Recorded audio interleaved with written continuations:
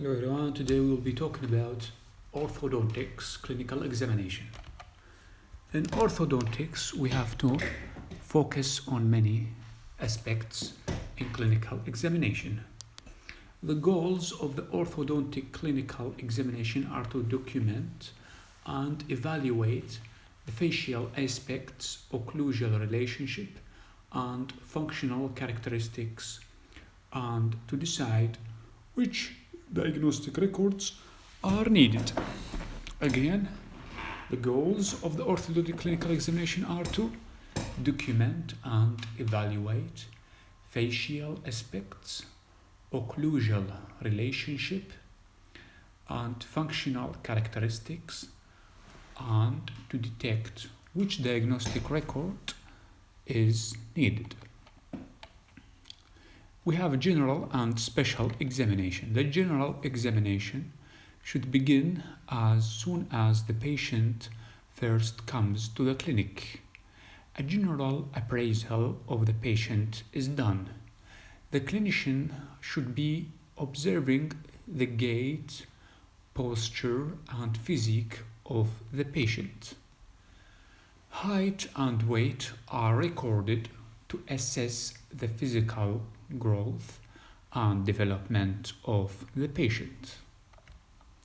Abnormal walk or abnormal gait may be present due to an underlying neuromuscular disorder. The body build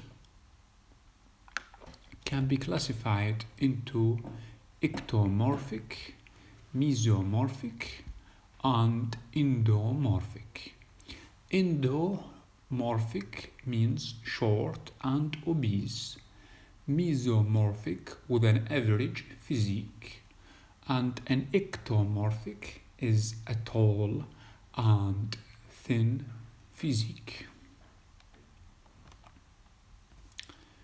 Special examination includes full skull and facial examination.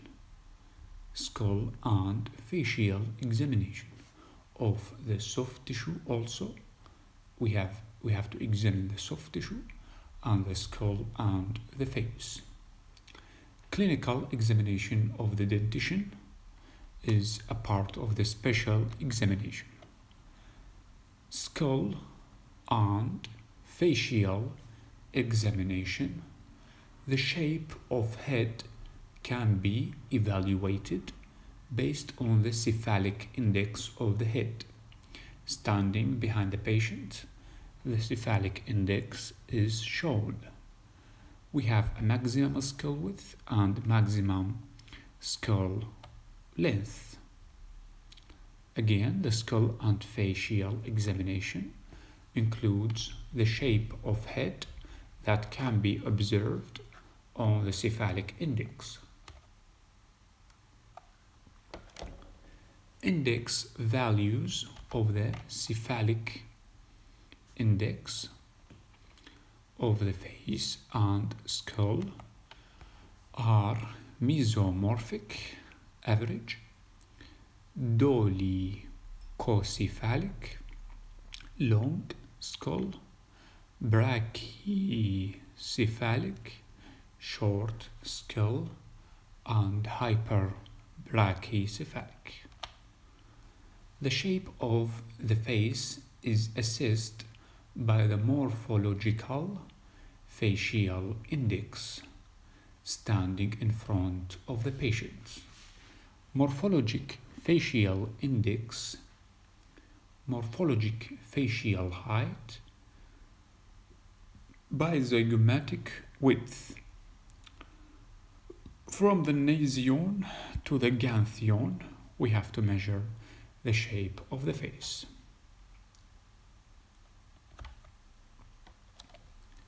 The classification includes hypereroprospal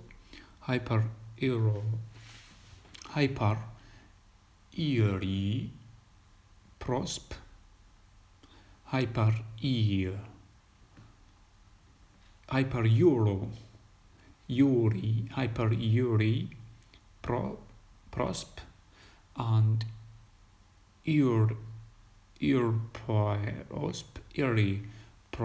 also, eriprosp. The low facial skeleton is an eriprosp.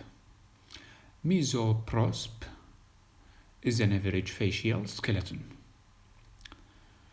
And the leptoprosp, hyperleptoprosp, is a high facial skeleton. I will review hyper-eriprosp and eriprosp, hyper-eriprosp and eriprosp, low facial skeleton. Mesoprosp, average. Leptoprosp and hyperleptoprosp is a high facial skeleton. And dolichocephalic, long skull. Brachycephalic, short.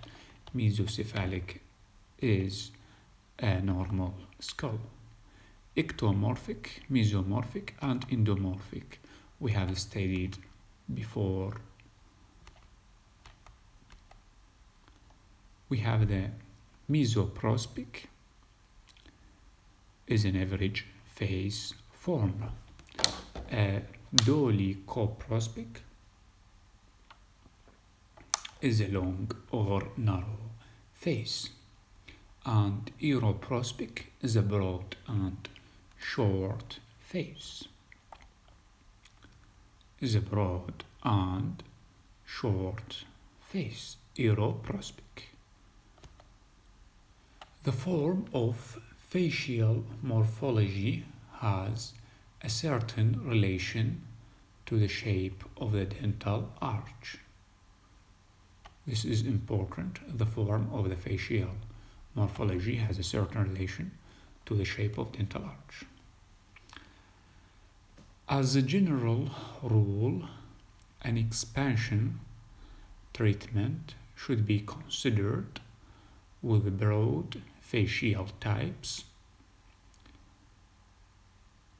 and an extraction therapy should be done with the long face. So if we extract a tooth, the face will be narrower. The face will get smaller, shorter for the long face, and with an expansion treatment, the broad face will be narrower. Hopefully, of course, if we extract a tooth, the face will get smaller and shorter, and if we expand the tooth, the face will be considered to be broad, will get narrower, and will maintain its form. I know it is not a counter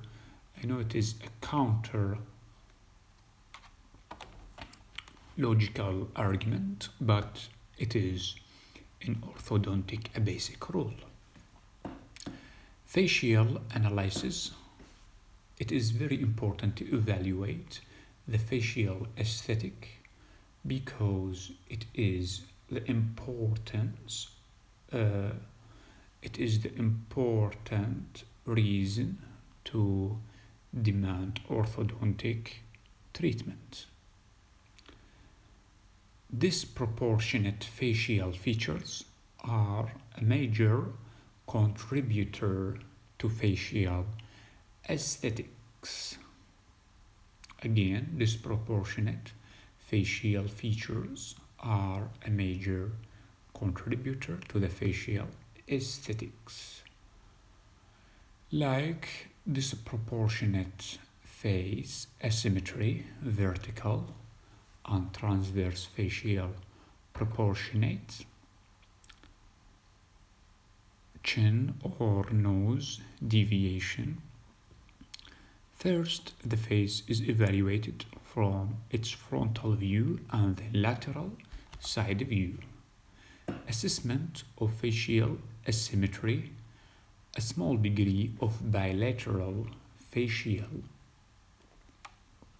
asymmetry exists in essentially all normal individuals. Facial asymmetry in frontal plane can be seen if we draw a line bisecting the face. The face should be examined in the transverse and vertical planes to determine a greater degree of asymmetry than is considered normal. This is with the vertical assessment. We have the face standing in front and with a coronal, like we go from the cephalic occlusion of the mandible or occlusion of the maxilla. Gross asymmetries can be seen in patients with hemifacial hypertrophy and with an atrophic patients and an atrophic hemifacial. Also, gross asymmetries can be seen in patients with a congenital defects and a unilateral ankylosis.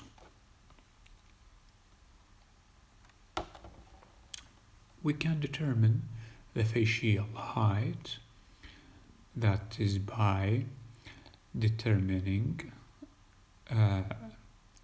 by using the rule of thirds, dividing the face in frontal view to 3 parts, 3/3.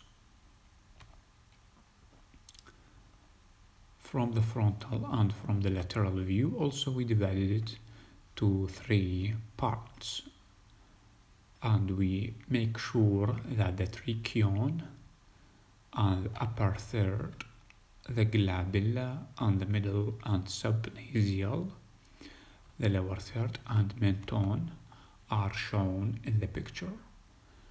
And the facial width is determined by dividing the face into 5 equal sides, 5 equal sides on the frontal view.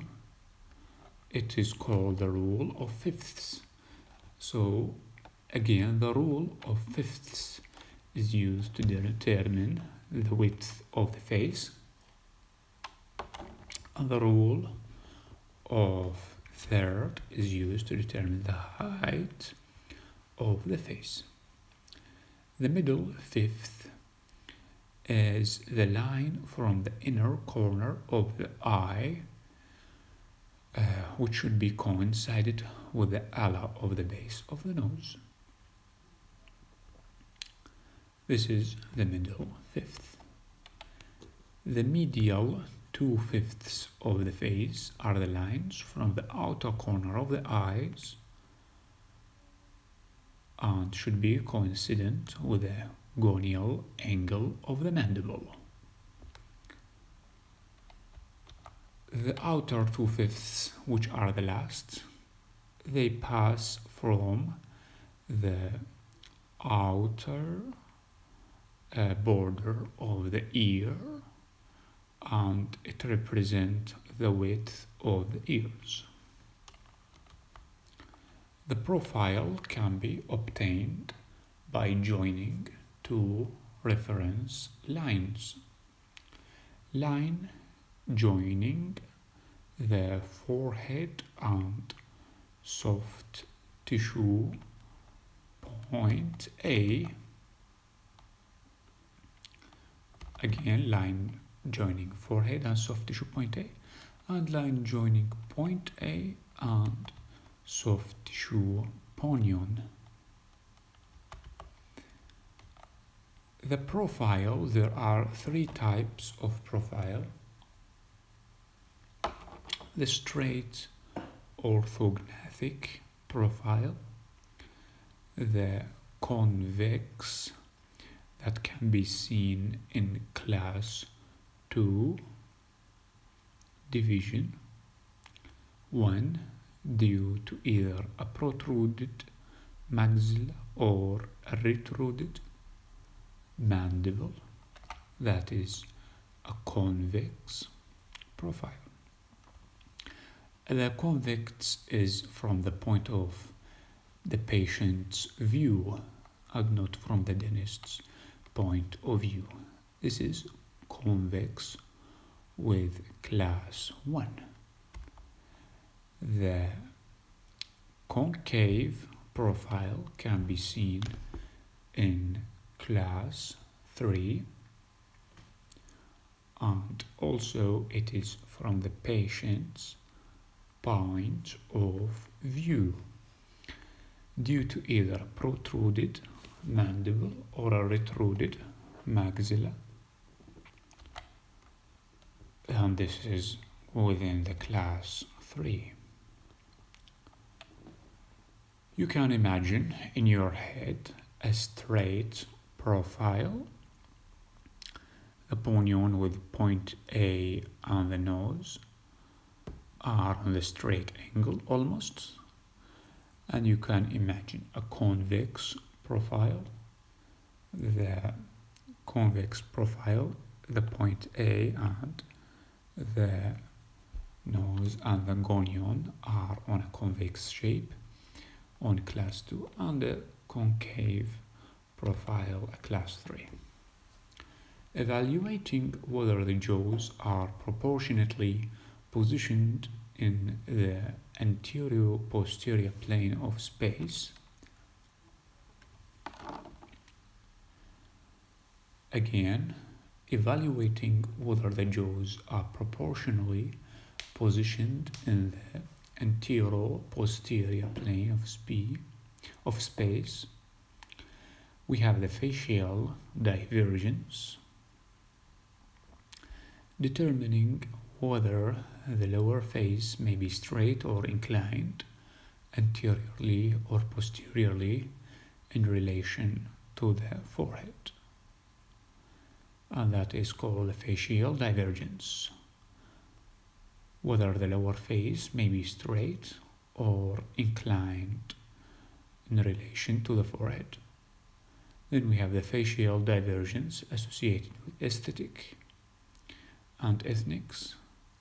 In normal states, no slant is seen. We have anterior divergence, and we have a straight, sometimes divergence, and a posterior divergence in the Northern European. In the Northern European, we have a divergence, and we have a posterior divergence, which is a concave or a backward face from the point of view of the Northern European patient. And from the Eastern European patient, we have a straight orthognathic face. And from the African patient, we have a convex anterior divergence. The evaluation of lip posture and incisor prominence. Detecting excessive incisor protrusion, which is relatively common, or retrusion, which is rare, is important because of the effect on space with the dental arches. Of course, the lip and upper lip protrusion, the incisor protrusion, is more relative and common than the incisor Retrusion. Because retrusion causes class 3 and protrusion causes class 2, division 1, which is more common than class 3.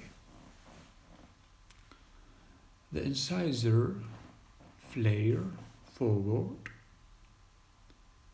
They can align themselves along the arc of a larger circle, which provides more space to accommodate the teeth and alleviate crowding. If the incisor move lingually, there is less space and crowding becomes more, and crowding become worse. So we don't bring the interior teeth backward, because this will cause crowding. The teeth protrude excessively if and only if two conditions are met.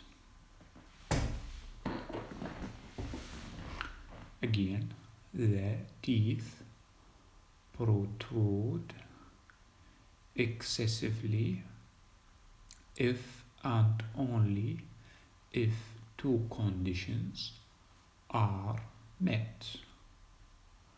The lips are prominent and everted, and the lips are separated at rest by more than 3 to 4 millimeter, which is sometimes termed lip incompetence.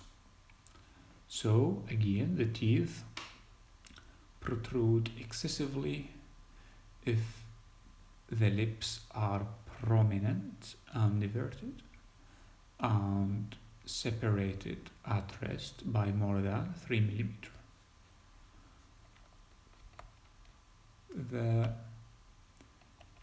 That is called lip incompetence, because there is a separation between lips which is of 2, 3 and 4 millimeters. Bimaxillary protrusion is seen in facial appearance in 3 ways. Again, bimaxillary protrusion is seen in facial appearance in 3 ways.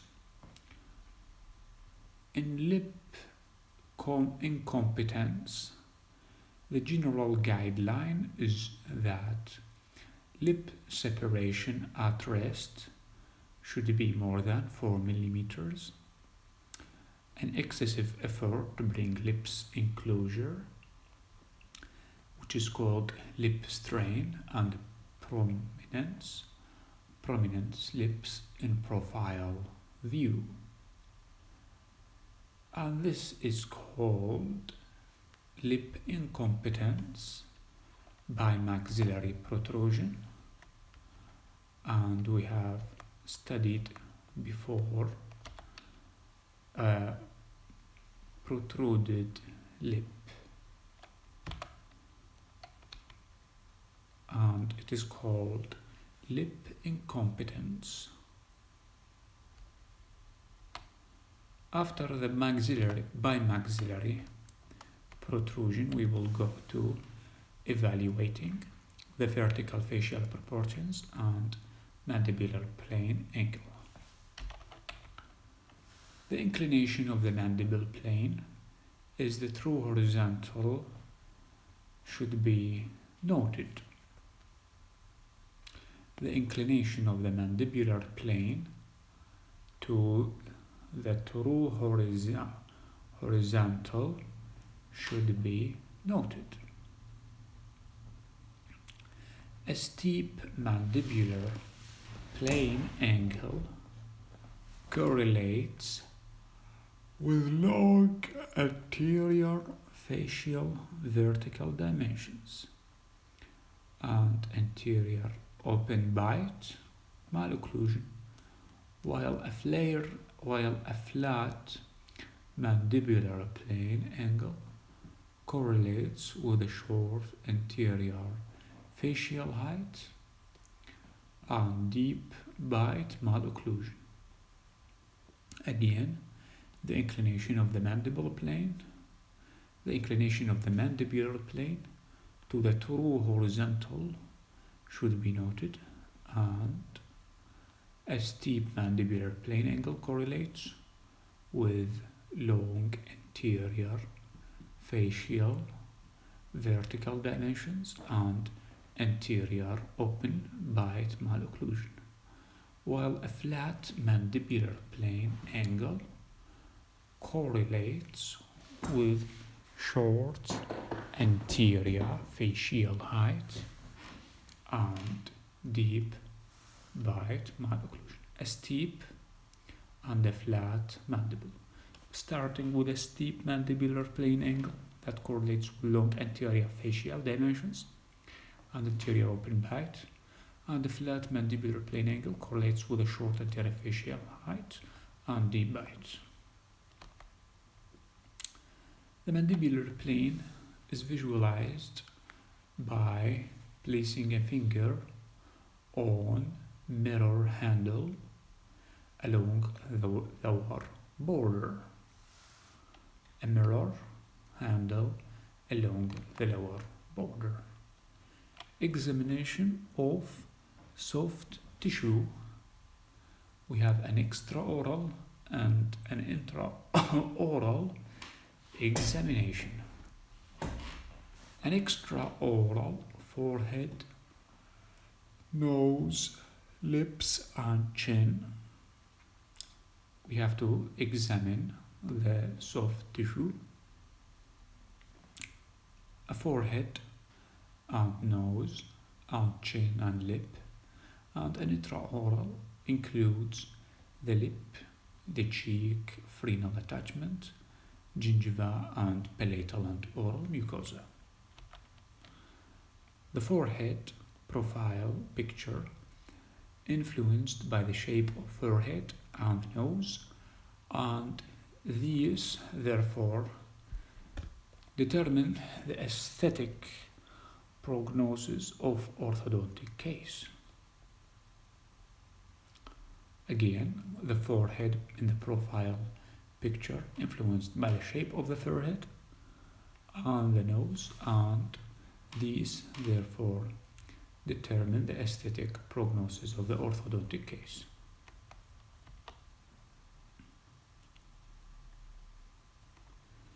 The height of the forehead should be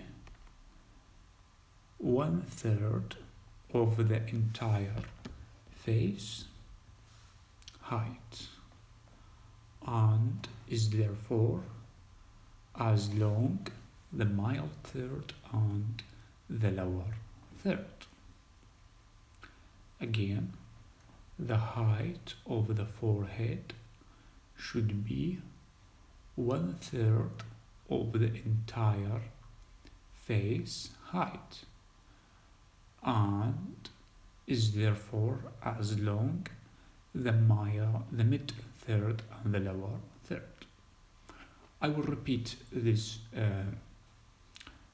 paragraph briefly. Of course, you have to imagine in your head the hairline and glabella and subnasial and the mentone.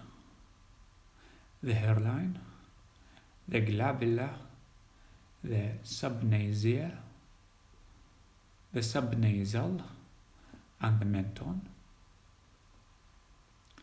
The height of the forehead should be 1/3 of the entire face height, and is as long the mid third and the lower third. In general, these thirds should be equal in size. In the frontal view, the forehead is considered in its relationship to the bizygomatic width. To describe it as narrow or as wide.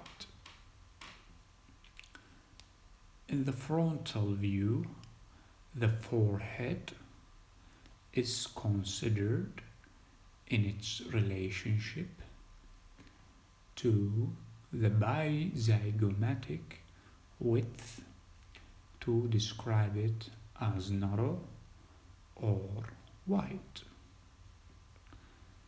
In frontal view, the forehead is considered in its relationship to the bizygomatic width. To describe it as narrow or as wide. I will repeat this for the fourth time. The frontal view of the forehead is considered in its relationship to the bizygomatic width. To describe it as narrow. Many people don't understand what is the bizygomatic width, and it is simply the width between the zygomatic bones. The lateral forehead contour can be flat or protruding and can be steep. The flat forehead view is the best and is normal. The protruded forehead is like the forehead is coming out of the face, and the steep is like the forehead is going back into the skull. Next, we move on to the nose. We have the normal nose, the short nose, and the long nose. Size, shape, and position of the nose determine the aesthetic appearance of the face.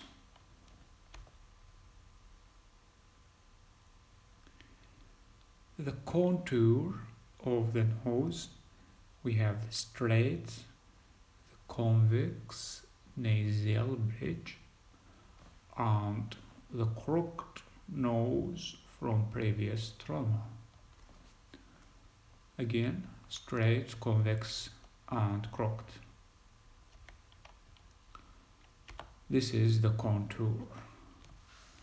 Nasal profile contain the dorsum, supra lip and scroll, and also the columella.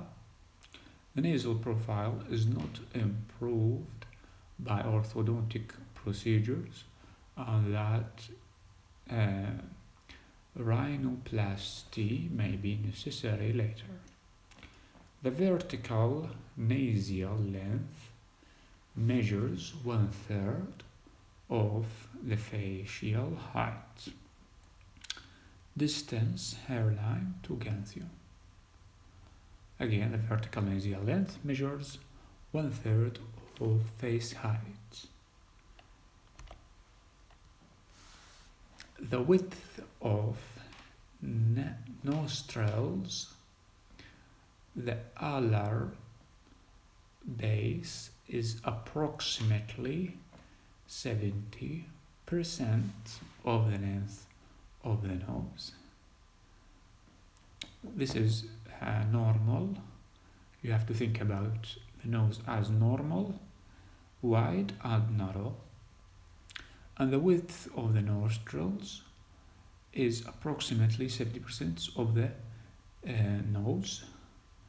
The distance to the tip of the nose. The distance nasio to the tip of the nose. Let's move on. We have the Nasiofacial Angle, and it measures on 120 to 135 degrees. This is the Nasiofacial Angle from the nasio, from the nose to the glabella, and it is supposed to be at a 120 to 135 degrees. We have the glabella and we have the nasio and the tip of the nose. Nasiofacial angle. Some question can be in the test. What is the normal nasiofacial angle? And the answer is that it is 120 to 135. The nasiofacial angle can be from 30 to 40 degrees.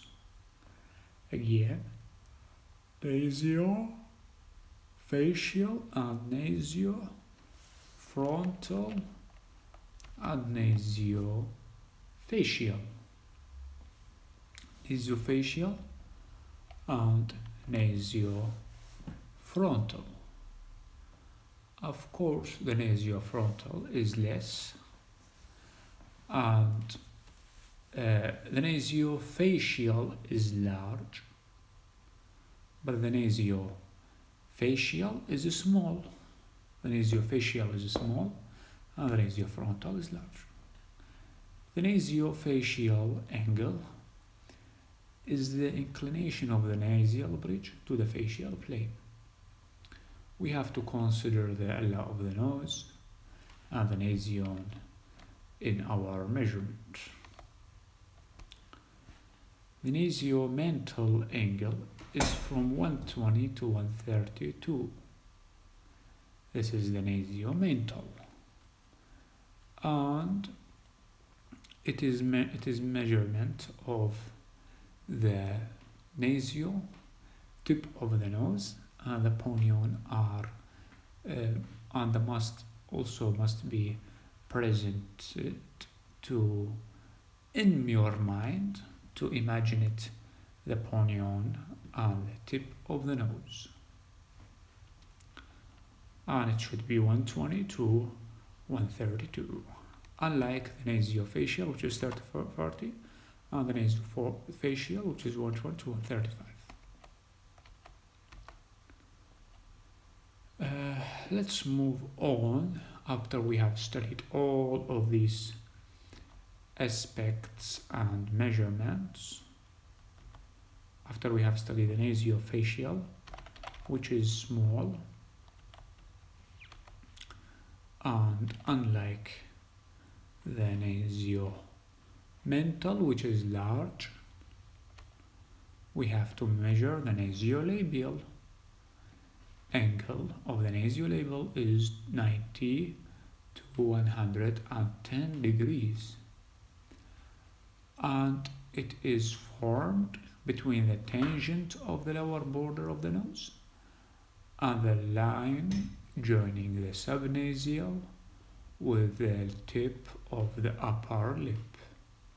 It's called the nasiolabial, tip of the upper lip and lower border of the nose line. The lip, well, after we have studied the nose, we study the lip. Lip length with curvature should be assessed. In a balanced face, the length of the upper lip measures 1/3 of the lower lip, and chin measures 2/3 of the lower face. In mind, we have to keep the menton, the stomion, and the subnasial. Menton, stomion, and the subnasal. The lip length, width, and curvature should be assessed. In a balanced face, the length of the upper lip measures 1/3 of the lower lip, and chin measures 2/3. The lower lip and chin measures 2/3 of the lower face. So we have 1/3 upper lip and 2/3 chin and lower lip. Again, 1/3 upper lip, 2/3 chin and lower lip. The relationship between the upper and lower lip is another important feature that needs evaluation. When the lips are at rest, the normal interlabial gap ranges from 1 to 3 millimeters. So the relationship between the upper and lower lip is another important feature that needs evaluation. When the lips are at rest, the normal interlabial gap ranges from 1 to 3 millimeter. 1 to 3 millimeter interlabial gap. So we have to imagine that the relationship between the upper and the lower lip is another important feature that needs evaluation. When the lips are at rest, the normal interlabial gap between them is about 1 or 3 millimeters. The upper incisal exposure with the upper lip at rest should be 2 millimeters. In addition, the length of the upper lip should be assessed in relation to the position of the upper incisal edge. The length of the upper lip should be assessed in relation to the position of the upper incisal edge. Lips can be classified into component lips, competent, incompetent lips, potentially incompetent lips, and everted lips. Starting with the competent lips, which are in slight contact when the musculature is relaxed. Incompetent lips, anatomically short lips, which do not touch when the musculature is relaxed. Contraction required to obtain a lip seal, and an orbicularis oris and mentalis muscles are involved. The potentially incompetent lips, the protruding upper incisors prevent the lip closure. Otherwise, the lips are developed normally. So in potentially incompetent lips, the problem is with the incisors, not with the lips. The everted lips are hypertrophied lips with redundant tissue but weak muscular tonicity. Hypertrophied with weak muscular tonicity. Lip incompetence can be due to short resting lip length and an increased anterior lower face height, such that the lips are unable to contact each other. Again, short resting lip length and an increased anterior lower face height, such that the lips are unable to contact each other. And lip incompetent can be due to a large anterior-posterior skeletal discrepancy, usually with class 2. Lip posture, it can be evaluated by determining the upper and lower lips to these lines. This is a lip posture that you can imagine, and can be evaluated by determining the upper and lower lips to these lines. The rickets line and the Steiner line are part of the lip posture. The rickets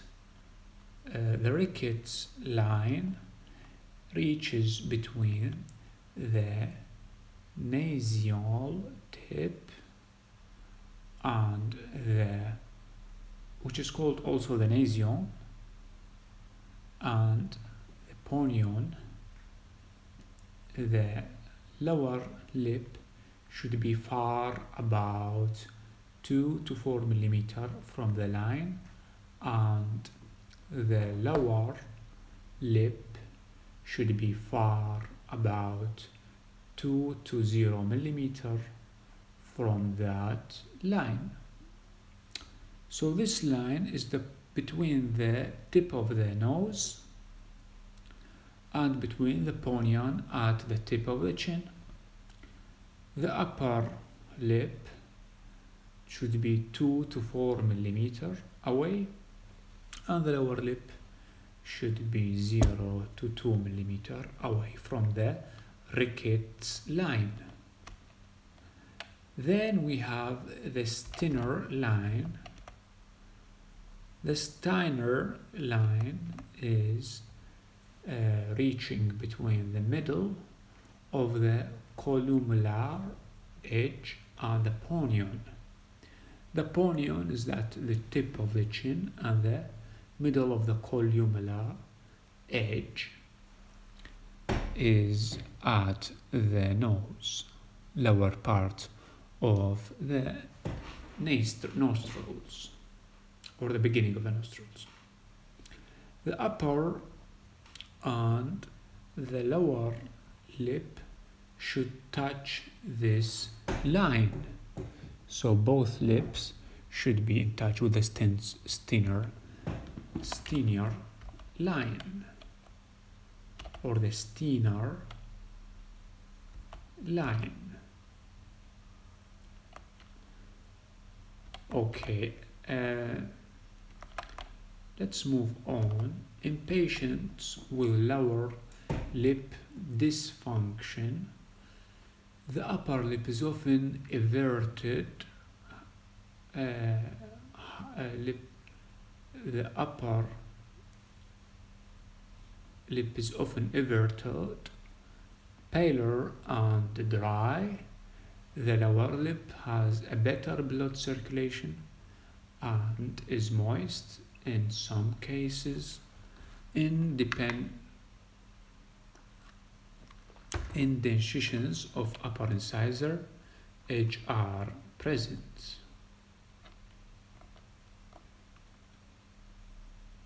Indentation of the upper incisor edge. Assessment of vertical skeleton relationship. The vertical skeletal relationship is evaluated by measuring the Frankfurt mandibular plane angle. The Frankfurt mandibular plane angle. We have studied the rickets, the Stenson's line, and now we will study the Frankfurt mandibular plane angle. And also we will study the Nasiofacial Angle. We have studied before. The Frankfurt plane angles between the tip of the nose and the middle tragus of the ear. And the other plane, which is the mandible plane, between the mandible and the tip of the skull. Nasiofacial angle is formed between the tangent of the lower border of the nose and the line joining the subnasal with the tip of the upper lip. We have studied before.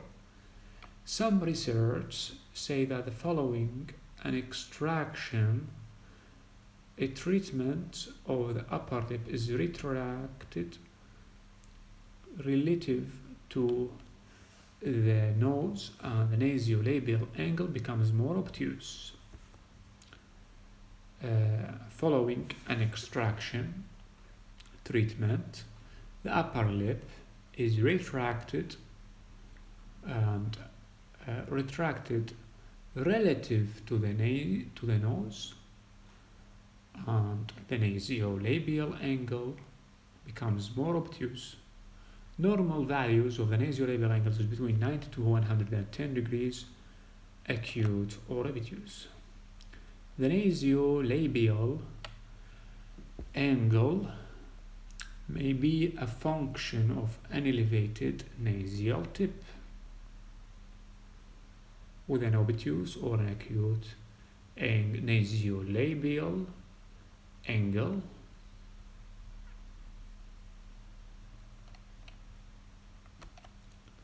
The smile line, the degree of your upper teeth should be parallel to the lower lip when you smile.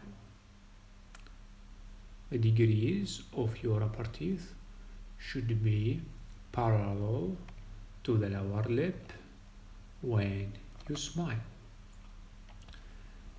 The teeth exposure when the whole teeth and minimum amount of the gums should be exposed.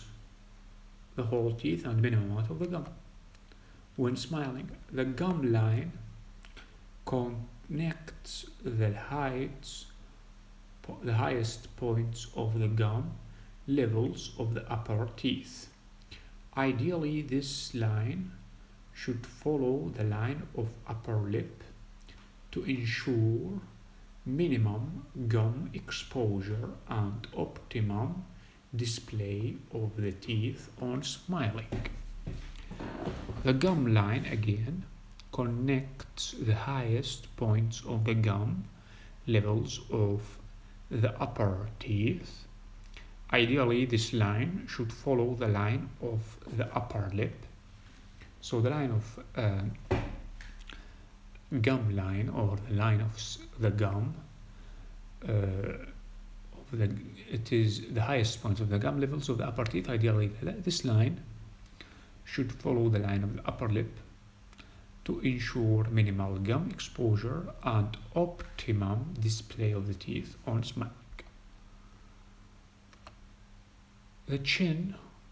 Now we talk about the chin after we have talked about the gum line on smiling, on teeth exposure. The chin configuration of its soft tissue is not only determined by the bone structure but also by the thickness and the tone of the mentalis muscle. The height of the chin is the distance between the mentolabial sulcus to the menton. You have to imagine the mentolabial sulcus and the menton. The mentolabial sulcus is the concavity presented below the lower lip. Of course, everyone have a mentolabial sulcus between the lower lip and the chin. A deep sulcus is seen in class 2, and a shallow sulcus is seen in bimaxillary protrusion case. We have studied before what is a bimaxillary protrusion case. Maybe we will again discuss the bilateral maxillary protrusion case, and it was of course we have studied lip incompetence and the bimaxillary protrusion that is seen in facial appearance in 3 ways: incompetence, in general guide, the lip separation, and an excessive effort to bring the lips into closure, and the prominence lip in profile view. all in the protrusion, of course. In class 2, these cause mentolabial sulcus to be more prominent. A shallow sulcus in a bimaxillary protrusion, it is very shallow sulcus. But a deep sulcus it is the opposite of biomaxillary protrusion, and it is probably in class 2 patients. Deep sulcus. Mentolabial angle, acceptable value is 90 degree acute or obtuse. So it is between the menton, the labiomental sulcus, and the lip-chin thread angle. Of course, the cheek neck has to be, chin neck length has to be measured, and the chin neck angle also has to be measured. The obtuse angle is on a bilateral bimaxillary protrusion, and an acute angle is happening with a deep sulcus. Again, acute angle with deep sulcus of mentolabial sulcus. The development of chin height is important from the orthodontic point of view. Distance from mentolabial sulcus to menton is also important from mentolabial to menton. Overdevelopment of the chin height alters the position of the lower lip and interferes with the lip closure. Hyperactivity of the mentalis muscle also could cause a problem and cause increased chin height. The midline of the mandible must be examined in the clinical case of an asymmetry of the chin. The midline of the mandible must be examined in the clinical case of an asymmetry of the chin. This is, of course, the midline mandible that must be examined in a clinical case of an asymmetry of the chin. Again, the midline of the mandible must be examined in the clinical case of an asymmetry of the chin. Intra and extraoral examination, we have the lip and cheek frenal attachment. This one is intraoral examination, not an extraoral examination. Lip and cheek frenal attachment, gingiva and palatal and oral muscle, oral mucosa and tongue. Palatal and oral mucosa, tongue and gingiva, and lip and cheek frenal attachment. Let's complete. Lip and cheek frena. Starting with the frenum is an attachment, frenum attachment, and their influence on the position of the teeth and gingiva should be noted. The low attachment of a fleshy upper labial frena is associated with a median diastema. The phrenectomy is indicated. The mandibular labial frenum is less associated with median diastema. And however, it can exert a strong pull on the free and atile gingiva, and this can lead to gingival recession in the lower anterior region.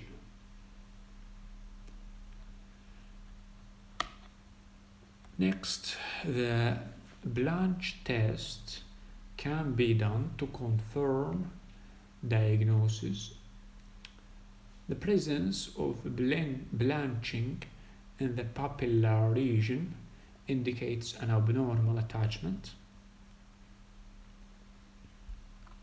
Presence of blanching in the papillar region. A phrenectomy is indicated to remove this blanching, and the suture will be made, and the diastema hopefully will be healed. The examination of the gingiva should include the following criteria. Gingival type. Now, of course, we have finished with the frena and we have done phrenectomy to reduce gum recession on lower and to reduce diastema on upper teeth. Now we study the gingiva, the gingival type, thick, fibrous, thin, fragile, the gingival inflammation, and the mucogingival lesions, which are the recession. We know that the thin, fragile type of the gingiva, the gingival hyperplasia, also in fragile thin gingiva. Hyperplasia, of course, hyperextension of gingiva could be causing problems. And notice that the local gingival lesion recession could happen due to occlusal trauma. The gingivitis is contraindication for orthodontic treatment, and treatment should be started only when the gingival condition improves. The palatal mucosa is examined as pathological swelling for pathological swellings, ulceration, and scar tissue formation. The pathologic swellings are indicative of displaced tooth germs and cysts. The pathologic swellings are indicative of displaced tooth germs and cysts. This is a pathologic swellings indicating the displaced tooth germs and cysts. The mucosal ulceration and indentations are characteristic of traumatic deep bite. Again, mucosal ulceration and indentations are characteristic of a traumatic deep bite. A scarred tissue following palatal surgery diminishes the prognosis for development of maxillary arch. Again, scar tissue following palatal surgery diminishes the prognosis for developmental of the maxillary arch. What is the meaning of that? The scar tissue following palatal surgery diminishes the prognosis for development of maxillary arch. That means the scar tissue is a very serious, important thing. The tonsils and adenoids. Now we study the tonsils and adenoids. We will study it in the next part of this lecture.